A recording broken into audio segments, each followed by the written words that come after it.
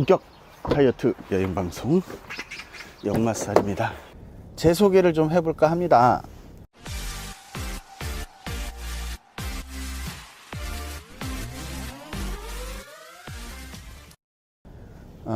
유튜브라는 공간은 사실 보면 사람들이 자기 얼굴을 노출하기를 굉장히 꺼려하는 공간인 것 같아요.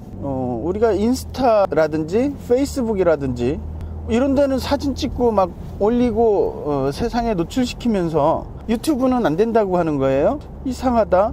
그거랑 이거랑 뭐가 다를까? 쌩얼하고 화장한 얼굴하고 이런 차이인 것 같아요. 여자들이 쌩얼로 이렇게 바깥에 사진 찍거나 남들한테 보여주는 거를 별로 안 좋아하듯이 동영상 안에는 자신의 모든 게 드러나기 때문에 그런 거를 노출하기 싫어서 유튜브를 꺼리는 게 아닌가 그런 생각이 듭니다. 저는 뭐 그런 개념 자체도 없었고요. 집에 컴퓨터가 되게 안 좋아서 하드 용량이 별로 없어요. 그래서 구글에서 공짜로 다 그런 동영상 사진 저장해 준다길래 진짠가 이랬더니 동영상까지 무료더라고요. 야, 사진보단 동영상이 낫잖아 그래갖고 동영상을 열심히 찍기 시작한 게 유튜브 시작하는 계기가 됩니다. 그래서 뭐 개인적으로 내가 보고 싶을 때 언제든지 인터넷만 연결이 되면 볼 수 있으니까. 그런데 저도 어떻게 인사를 했어요? 역마살이라고 그러죠. 제 이름을 밝히질 않잖아요, 그죠?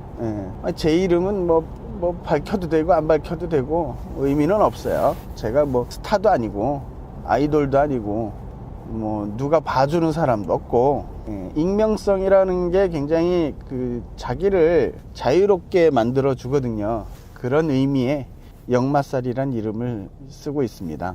제가 입장을 좀 바꿔서 봤을 때 저는 요즘 TV를 안 보고 유튜브를 많이 보게 되는데 갑자기 느닷없이 나타나서 누구예요? 이러고 막 얘기한단 말이에요. 근데 누군데 적어도 나이나 어디 사는지 정도는 알면 좀 더 좀 친근해지지 않을까 이런 생각이 들어서 나이부터 말씀드리자면 수능 1세대입니다. 수업하다 말고 선생님이 그랬어요.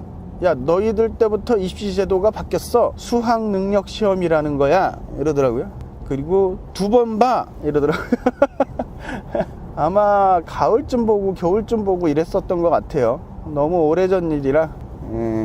학력고사 끝나고 수능을 맨 처음 우리나라가 도입한 그때 세대입니다. 대충 나이가 짐작이 되십니까?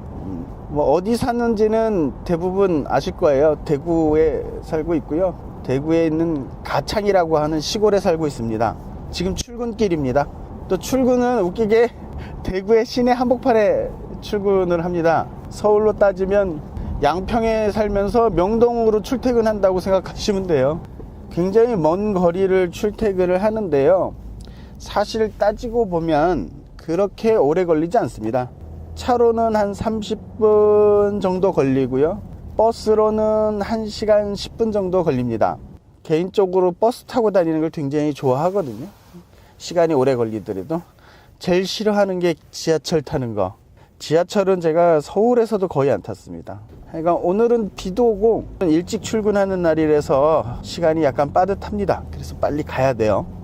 제가 길치에 사람치에 숫자치에 전화번호 뭐 이런 거 하나도 못 외우거든요. 사람 얼굴도 기억을 못해요.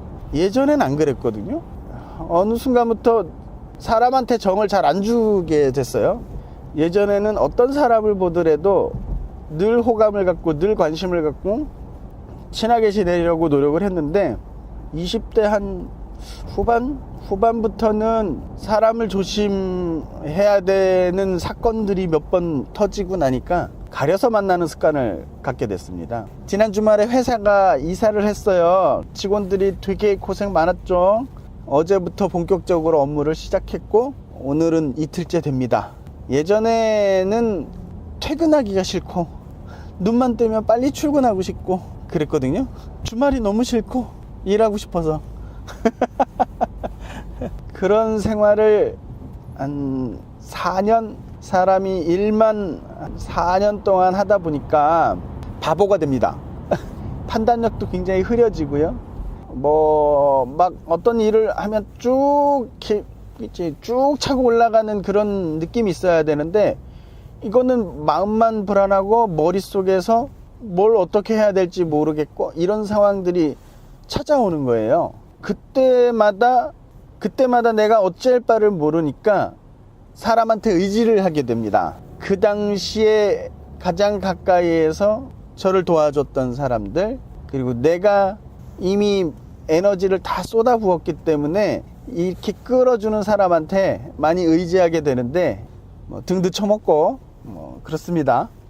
그러면 뭐 나중에 그 뒷수습을 몇 년에 걸쳐 뒷수습을 또 하게 됩니다. 뭐 해쳐먹은 거, 어질러 놓은 거, 덤탱이 씌워 놓은 거, 이런 것들 이 뒤치다거리 하고 다시 이제 내 힘으로 또 일어서는 이런 순간쯤 또 화이트 아웃이 또 옵니다. 사람이 미친 듯이 일만 하다가 더 이상 뭐 크리에이티브한 생각도 안 나고 마음은 힘들고 무언가를 해야 될 것 같은데 어떠한 효율적인 일도 못하는 상태, 아니면 의욕이 없는 상태, 어쩔 수 없이 움직여야 되는 이런 상태를 화이트아웃이라고 합니다.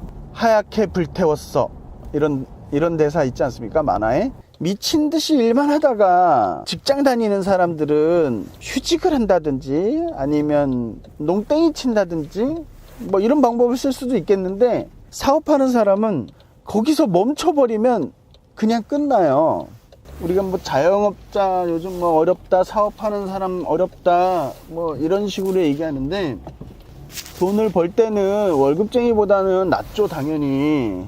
제가 사업을 하고 미친 듯이 일을 하게 되는 원인이 뭐냐면, 일단은 사업하는 사람들이 수익을 많이 내서 나의 수익도 많이 가져가고, 또한 직원들도 많이 채용해서 직원들도 잘 살고, 그 다음에 점점 더 나의 일을 줄여 나가면서 내가 빠져나갈 수 있는, 그러니까 제가 하는 역할이 줄어들 수 있도록 하는 게 모든 자영업자의 꿈이에요. 모든 사업하는 사람들의 꿈이고, 그래서 항상 조금만 더 하자 자기를 채찍질하게 되거든요. 그러니까 뭐 퇴근 시간도 없고 일요일도 없고 뭐 이만큼 했으면 됐어, 이게 아니라 더 해야 되고 요것만 직원 한 명만 더 늘리자, 이 사람 월급 줘야 되니까 이만큼만 사업 더 키우자, 직원 조금만 더 늘리자, 이게 계속 반복되다 보니까 사람이 아무것도 못하고 일만 하는 상황이 옵니다. 그래서 돈 많이 벌면 좋겠다 라고 할지 모르겠지만, 사업이란 게 그래요. 만약에 그 순간에 제가 교통사고를 당해서 3개월 정도 입원했다, 사업을 한창 하고 있는데 제가 다쳐서 3개월 정도 입원을 했다, 이러면 그 사업은 완전히 망하고 저는 빚더미에 나앉게 돼요. 모든 사업이 그럴 겁니다. 예를 들면 식당을 차려도 마찬가지고, 처음에 자리 잡을 때까지 엄청난 노력을 해야 돼요. 그 노력하는 과정에 자기가 다친다든지 건강이 안 좋아진다든지 하면 그냥 끝나는 겁니다. 월급쟁이들은 아프면 병가를 낼 수도 있고 뭐 그래도 빚더미에 나앉진 않습니다. 보험도 되고 뭐 이런 식으로 하죠. 사업은 그렇지가 않아요. 그래서 미친 듯이 하다 보니까 뭔가를 해야 되는데 내가 뭘 해야 될지 모르고 막 공황장애 비슷하게 아무것도 못 하게 되거든요. 그냥 꾸역꾸역 뭐 하는 거예요. 이 짓거리를 2번 하니까 난 이제 못 하겠다, 내 능력은 여기까지인가 보다. 그 후로 놀러 다니는 거에 좀 주력을 했어요. 캠핑도 그런 식으로 시작했거든요. 전 개인적으로 많은 사람들이 캠핑을 즐겼으면 좋겠다. 캠핑이 스트레스가 아니라 사실은 노는 거거든요. 순수하게 가족들을 위한 거 아니고요, 저를 위한 거예요. 캠핑은 물론 가족들이 따라가 주면 좋지, 그리고 같이 가면 더 좋죠. 저는 오로지 저를 위해서 캠핑을 합니다. 그래야 제가 끝까지 천천히 계속 갈 수 있어요. 나의 스트레스를 풀어주지 못하면 우리 직원들도 그렇고 우리 가족들도 힘들어지거든요. 집안의 가장이다, 어떤 작은 사업을 하든 큰 사업을 하든 그분들은 취미를 갖고 내가 마음 편하게 스트레스를 풀 수 있는 방법을 찾으셔야 돼요. 거의 다 도착한 것 같아요.